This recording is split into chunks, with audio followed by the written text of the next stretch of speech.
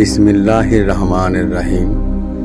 প্রিয় দর্শক, আসসালামু আলাইকুম ওয়া রাহমাতুল্লাহ। আজ আমরা হযরত আদম আলাইহিস সালাম ও হযরত হাওয়া আলাইহিস সালামের জীবনী থেকে এক গুরুত্বপূর্ণ শিক্ষণীয় ঘটনার কথা শিখব, যা আমাদের জীবনে তওবা ও আল্লাহর রহমতের গুরুত্ব বুঝিয়ে দেয়।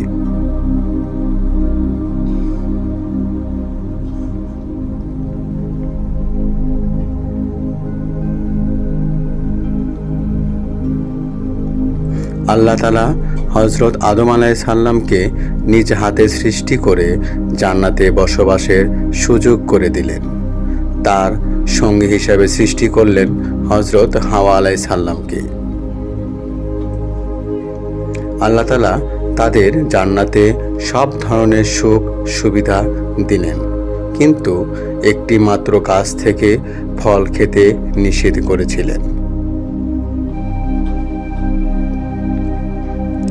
শয়তান হযরত আদম আলাইহিস সালাম ও হযরত হাওয়া আলাইহিস সালামকে ধোঁকা দিল, বলল, এই গাছের ফল খেলে তারা অমর হয়ে যাবে। শেষ পর্যন্ত তারা শয়তানের ধোঁকায় পড়ে সেই গাছের ফল খেয়ে ফেললেন।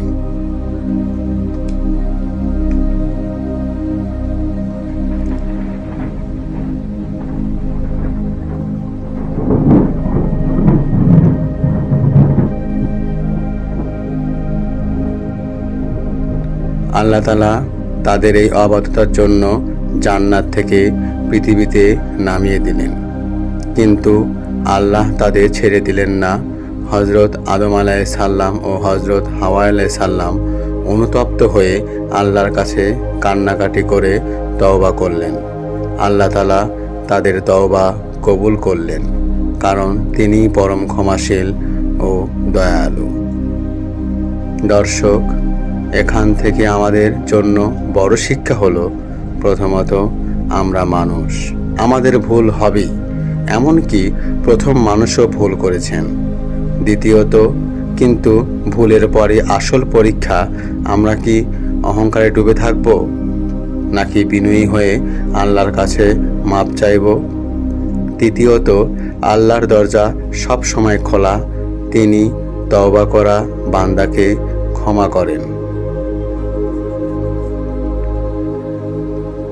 তাই কোনো পাপ করার পর হতাশ হওয়া যাবে না, বরং সাথে সাথে আল্লাহর দিকে ফিরে যেতে হবে।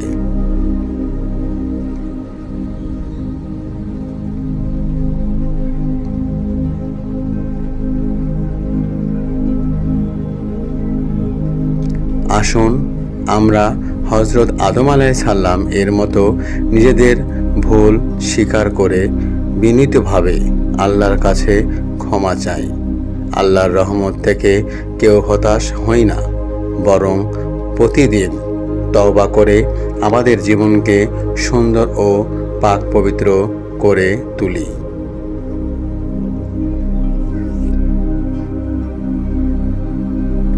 আপনাদের জন্য রইল দোয়া, আল্লাহ যেন আমাদের সবাইকে সঠিক পথে ফিরে আসার তৌফিক দেন।